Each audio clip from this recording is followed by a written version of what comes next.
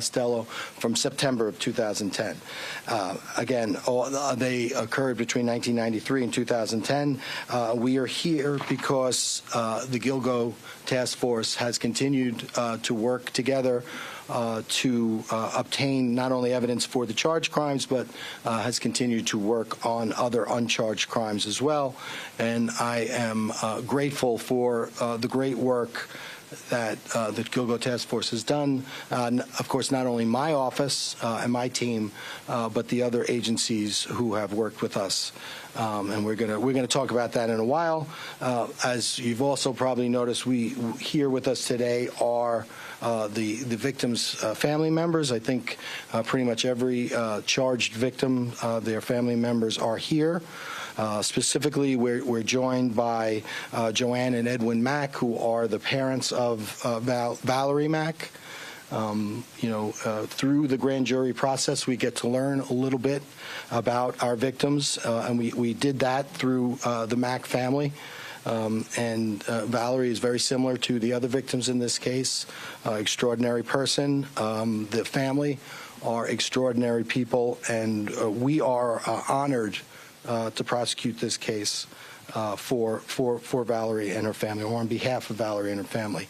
And again, I think the Mack family is emblematic of the other families in this case who have steadfastly stood by their loved ones and jealously guarded their memories, and we have nothing but respect and admiration for those victims' families. We also, speaking of gratitude, I want to mention our task force partners, some of whom I haven't mentioned here before, but of course we have our great sheriffs, Suffolk County Sheriff's Department, Sheriff Errol Toulon Jr. I know undersheriffs, I spoke with undersheriffs Steve Kios and Keith Taylor. They're here to support us, and as well as the task force. Our Suffolk County Police Department, we have Acting Commissioner Rob Waring, who I spoke to, and I saw Deputy Police Commissioners Kevin Catalina and Daryl Simmons. So I know, among others, we have this homicide squad led by Kevin Byer, as well as Sergeant Stephen Geyer.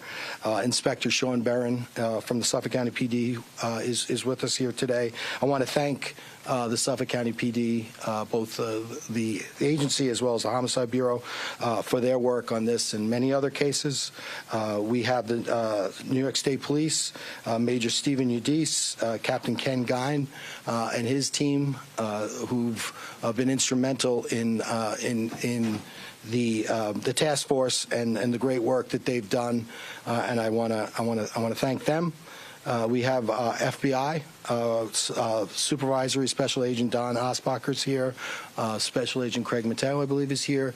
But the FBI has been and continues to be tremendous help in this case, and we certainly want to thank them going forward. And we really appreciate the work that they've done and the work that they continue to do for us. United States Secret Service, I don't know if they're here, but they've been assisting with a lot of the electronic devices, so we want to certainly thank them as well. New York City OCME. Somehow I've neglected to thank them through all of the various superseding indictments. Specifically, I want to thank their anthropology unit and their forensic biology department. They were working here in Suffolk during the commission of many of these crimes, and so they've come back to Suffolk to assist us in our investigation and prosecution of these cases, and they've done a tremendous job, and we certainly want to thank them, as well as our medical examiner's office in Suffolk County, led by Odette Hall. Dr. Hall has been tremendous in this case. Of course, our own Suffolk County Crime Lab with Director Constance Dinkle and her team. They have, again, like all of these partners, not only do they help us with the Gilgo cases, they help us with so many more cases, and we certainly thank them. I want to thank my own team, led by Chief Investigator Rich Zacharis, the ADAs who I've worked with, who are doing a tremendous job, and everyone. Our team, we have an army of people from my office who is really doing a great job, and we want to thank them. a case of this magnitude takes the assistance of so many different moving parts, and we certainly thank all of the folks who people don't even know about, who have really helped us significantly. It's more than it's just a literal army of people. So we certainly appreciate that. As we said, we are not limiting this investigation to Gilgo Beach. We've moved off of the beach. I think that if you had asked me back when we started this, could we potentially get to the place where we are now? I think that we thought that this was a possibility, and we're just very happy that we're here. So we're going to continue to work these cases. We're going to continue to prepare these cases for trial. Regarding the murder of Valerie Mack, most of it is in the discovery letter, so I'm not going to repeat. Suffice to say that Valerie's body was discovered on November 19, 2000, in a wooded area off of Mill Road by hunters. From there, we worked the case. According to the bail document, as you see, the evidence is we have mitochondrial DNA from a hair that was found on the body of Valerie Mack, which was portion of the body of Valerie Mack, which was found off of Mill Road. That hair, mitochondrial DNA analysis was performed, and that hair was consistent with the mitochondrial DNA profiles of both Asa Heuermann and her daughter, Asa Ellerup, and her daughter, Victoria Heuermann. And I believe the numbers are to an exclusion of 99.96% of the population. Similar to the other cases, we then sent that hair out for nuclear DNA analysis, and because it's nuclear DNA, it's much more discriminating, and the profile came back. The most conservative estimate was 1.31 times 10 to the 356th power. So again, you take that 1.31, you move the decimal point over 356 times, and that's the number that you get, which excludes that percentage of the population, but includes, in this case, it was, I believe it was Victoria Heuermann again. So that's where we are. We in the bail letter we've placed some other evidence with regard to the planning document. Specifically, if you recall, the HK document, which we've referred to as the planning document, we see that one of the dump sites which were discussed in that document was Mill Road, which was the road that Valerie was found in the vicinity of. We also have seen during our searches a number of articles with regard to the Gilgo Beach investigation in various publications like People. There was a New York Times Magazine article about the Gilgo investigation, which was found in the defendant's safe, as well as other news articles in which the discovery of the bodies of Sandra, Jessica, and Valerie are found, and those newspapers were retained by the defendant, as well as information when Valerie was identified, when she was positive, when she went from being, I believe she was Jane Doe number 6, and then through the work of the FBI, we were able to establish that it was Valerie, that the body was Valerie's. There was internet searches done from devices controlled by the defendant at or around the time that she was first identified. That's the evidence in this case. Again, it's just that. It's evidence. It's allegations, and we look forward to proving them at court. But I'll turn it over for questions now.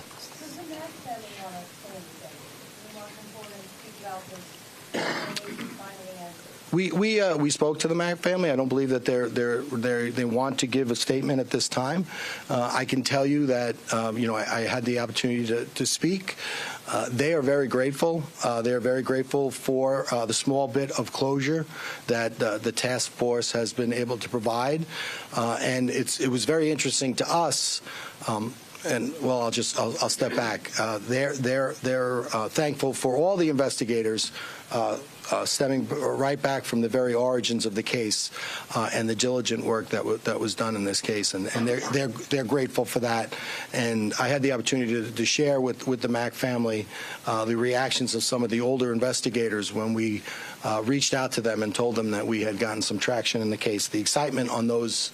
The palpable excitement that we got from those investigators, made it obvious to us that, the lives of these women matter. And we as investigators, we understand that. Obviously, no one understands it more than the families. So, again, we're just, delighted and honored and privileged to be able to work with these families. And again, there's not so much we can do, but at least we provide them with a small measure of closure. Sir, the deal application, the evidence and the allegations you mentioned, things that are found either in the home or his office. I wasn't sure if that was the Manhattan office, but you talked also about the newspaper articles. There was evidence of a plumber being called to the home. Could you go over any of that? Yeah, so, if you look at the planning document, it's discussed foam, drain foaming cleaner, and, issues with regard to that. And at around the time of the commission of this crime, there was a plumber did go to the Heuermann residence. So you're thinking that some of the murders could have taken place in the home? Well, I mean, obviously, we don't have to specifically prove where they happened. We just, we have other elements that we need to prove. But I think if you look at this case, if you look at the planning document, if you look at the adhesive staining on the walls in a sort of enclosed pattern, certainly all of that is consistent with the commission of those murders occurring at the home. The attorney, Peach's toddler daughter was found very close on Ocean Parkway to Valentine. Would that lead you to believe that Rex Heuermann could be responsible for the murder of the toddler and Peach's? Doesn't matter what I believe. As I say, matters what I can prove. And, what we've done, and to the extent we've been able to have success, is you take each one of these cases, you take each one of the location of the bodies, and you use that as a separate investigation and a separate crime scene until you're specifically given clues which allow you to put them together. So until we're able to do that, we won't speak on that, and we speak through indictments. Well, a quick follow-up. When Rex Heuermann loudly proclaims in court that he's not guilty of any of these charges, just recall. Listen, that's the process, and right now he's absolutely right. These are allegations, and it's our obligation to prove them. So we're going to be held to our burden. We're going to be held to our task, and we look forward to doing that.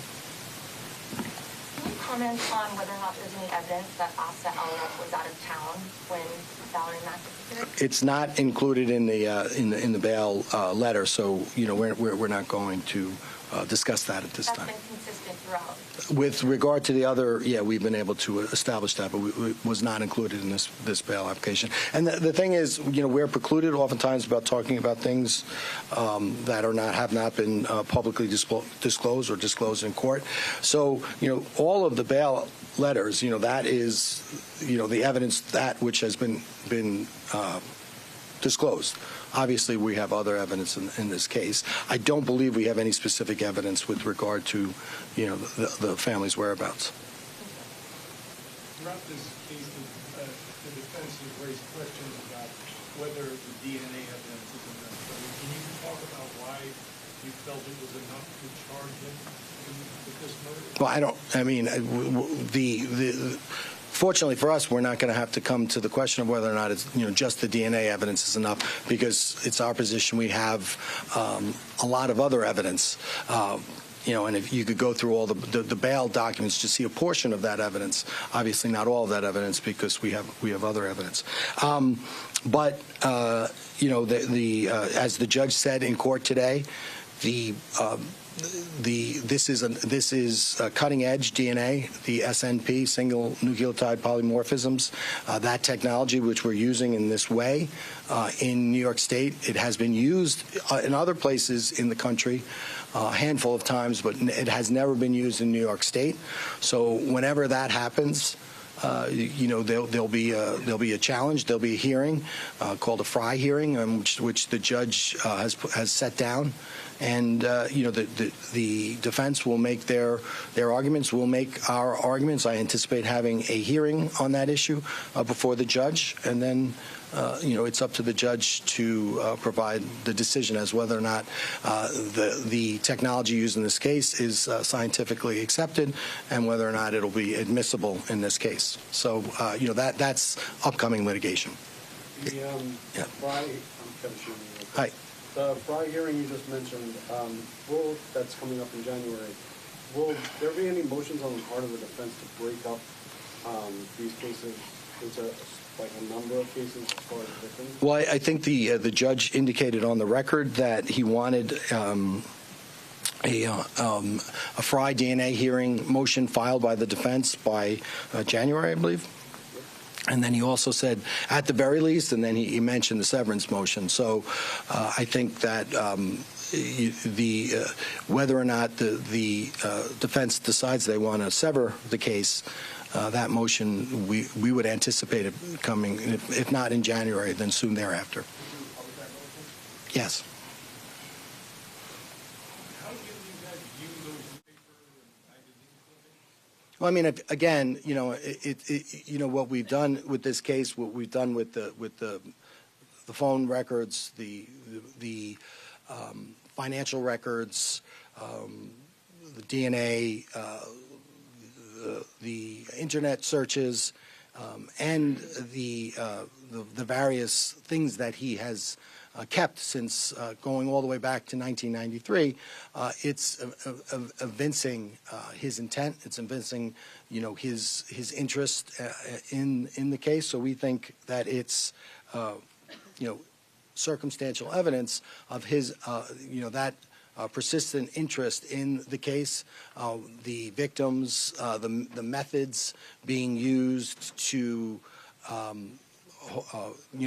starting back in 2010, all the methods used by law enforcement to try to catch the murderer of some of the individuals on Gilgo. All of those things are evince a certain mental state and intent. So we think, when taken with all the evidence, it paints a certain picture. Again, the picture will need to prove at trial. You just mentioned the evidence, the tape patterns on the ceiling for the charge in the home. Were those all? I know those were in different areas, but were they all in the basement? Yeah.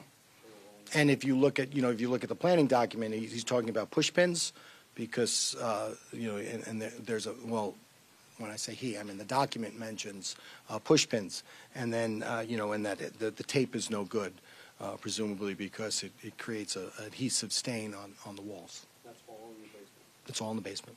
And that was also kept as souvenirs. I mean, are you thinking that the newspapers and magazines were also mementos for him to keep feeling good about himself? I scored a touchdown in high school. Still have that article. Just one.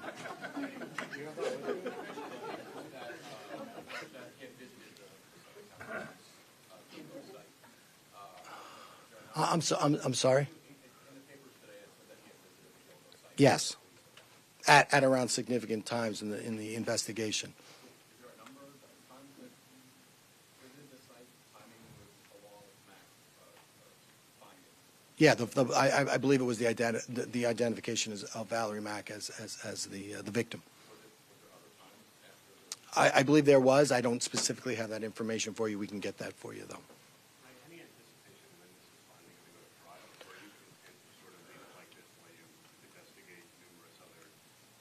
No, I'm not. I'm not content at all. And it doesn't really matter whether I'm content or not. It matters whether the judge is content. And I can tell you, the judge is less than content, and that's his job. This is a very active and aggressive judge that tries many cases throughout the year, and he's eager to try this case. So he's doing his job, and he's pushing us. He's pushing the defense. He's pushing us. Obviously, now when you're talking about separate murders going back from 1993, you have missing persons reports from other outside jurisdictions in New York, outside jurisdictions from the state. All of that, we have tips, all of that, you have forensic material and evidence. All of that has to be provided to the defense, which we're working through. So it is a difficult task. I would say that the judge understands that, but he's also pushing us, and so we're going to go ahead and we're going to go ahead and comply with the judge and get ready. The first step, it sounds like the first step is going to be the Fry hearing, so we have a lot of work to do with that. That's going to presumably they will have experts. We're going to have experts. And we'll have that hearing. Well, I mean, I think the judge said late February, or if not late February, perhaps early March of the ensuing year. Yeah.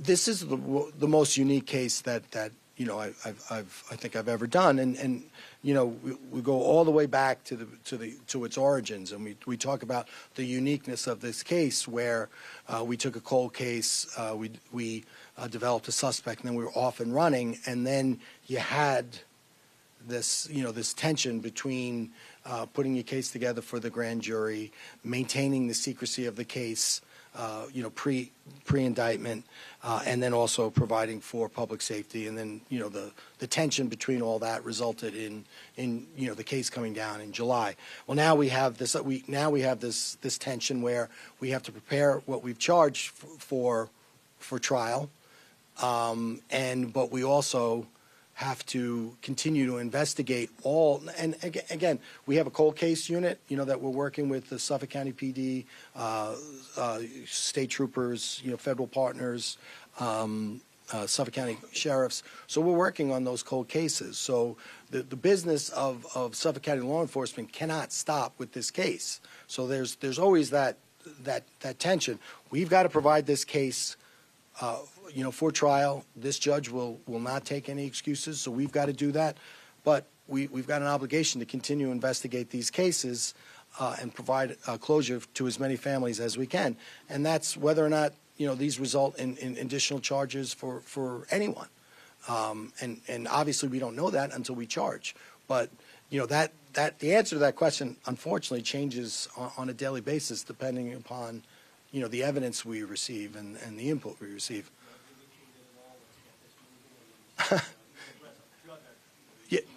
Yeah, he says that he wants again he was a defense attorney for a long time, he was a prosecutor for a long time, he's a judge for a long time, he's done a lot of these cases from every conceivable vantage point, so he understands, but by the same token he's pushing us, so that's we have to first and foremost we have to comply with the court, which we intend to do.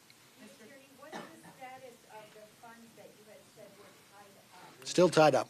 And what about other victims, Karen Vergata and the other, unsolved murders? Yeah, I mean, again, we started the cold case unit. We have a number of cases. Karen Vergata is one of those victims. So we'll continue to work those cases. But as we've been saying, those cases, those bodies, they're separate investigations, separate crime scenes until we can speak through an indictment otherwise, whether they're related or not. Are you hindered in any way because you don't have the money yet? I mean, I think to a certain extent, law enforcement, everybody in life is hindered because you never have enough resources. But, I think we're managing very well. It would be nice to have that money, but we have great partners. We have our Suffolk County Executive, our Suffolk County Legislature is very sympathetic to what we're doing. So, it would be great to have that money, but it's not like, if something needs to be done, it gets done.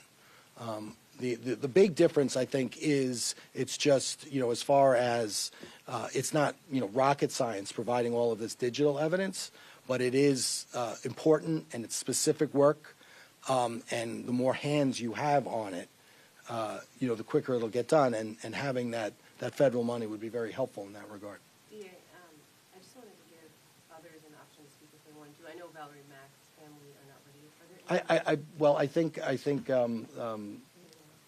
Ms. Allred is going to be having a press conference after me, so I believe she represents most of the victims in this case. So I'll leave that to her and to them.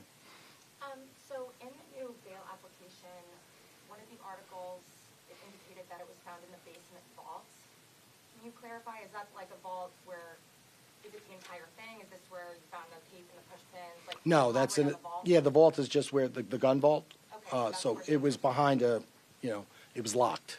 In addition to the guns, There was that specific document, among other things. Was in the gun vault in a safe inside the gun vault? Well, I mean, Inside the gun vault. it was inside the gun vault. But not locked in the safe? Well, the gun vault, in effect, is a giant safe. Yes. You said that the evidence is leading you to believe that murders could have taken place in the basement, there's going to be adhesive tape stains, and the reference to push pins. Is it your belief that most of the murders might have taken place there, and he was comfortable in that environment, and it wouldn't have happened outside the jurisdiction of his home? Well, again, belief, and you look at the HK document, and you look at, the HK document evinces two things. Clearly, it evinces intent, most obviously, but it also evinces careful and meticulous planning. So, and there's certainly a modus operandi with regard to the commission of these cases. Certainly, there are a lot of similarities between, Jessica and Valerie, and I think that's, and again, the victims that were found off of Gilgo, or at least partially, in some instances, that we found them earlier, right? So we had more we had more evidence, more indication of what happened to them. But I mean, if you look at all the victims, and then in the context of all the evidence in the case, it would certainly appear that the house figured prominently. And again, with many, if not all, of the victims, we were able to establish that the family was out of the house at the time of the time the victims went missing. What I noticed in the document is that it says that Valerie Mack was killed or had been dead between 2 and 8 weeks.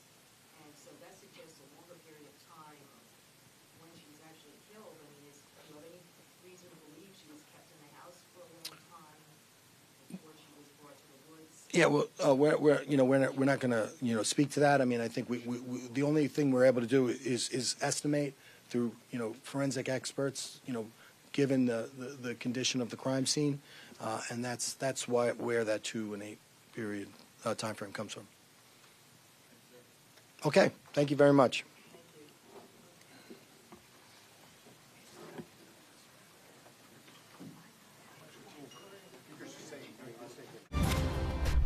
This has been breaking news. This is breaking news.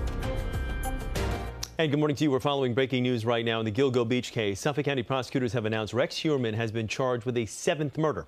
We're told the victim is 24-year-old Valerie Mack. She was killed in 2000 and her body parts were found in Manorville.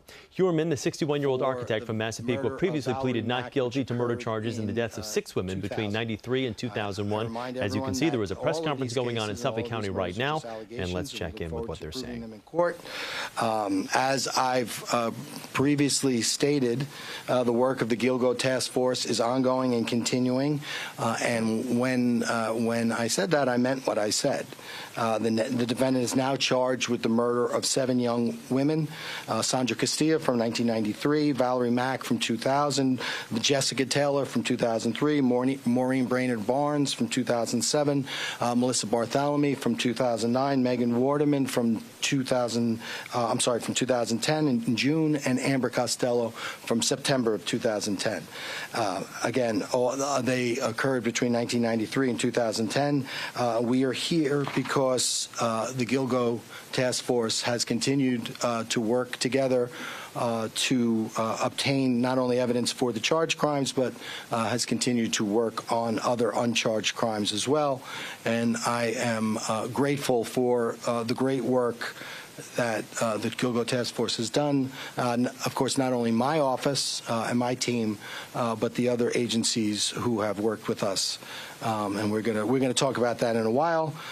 As you've also probably noticed, here with us today are the victims' family members. I think pretty much every charged victim, their family members are here. Specifically, we're joined by Joanne and Edwin Mack, who are the parents of Valerie Mack. Through the grand jury process, we get to learn a little bit about our victims, and we did that through the Mack family. Valerie is very similar to the other victims in this case. Extraordinary person. The family are extraordinary people, and we are honored to prosecute this case for Valerie and her family, or on behalf of Valerie and her family. And again, I think the Mack family is emblematic of the other families in this case who have steadfastly stood by their loved ones and jealously guarded their memories. And we have nothing but respect and admiration for those victims' families. We also, speaking of gratitude, I want to mention our task force partners, some of whom I haven't mentioned here before, but of course we have our great sheriffs, Suffolk County Sheriff's Department, Sheriff Errol Toulon,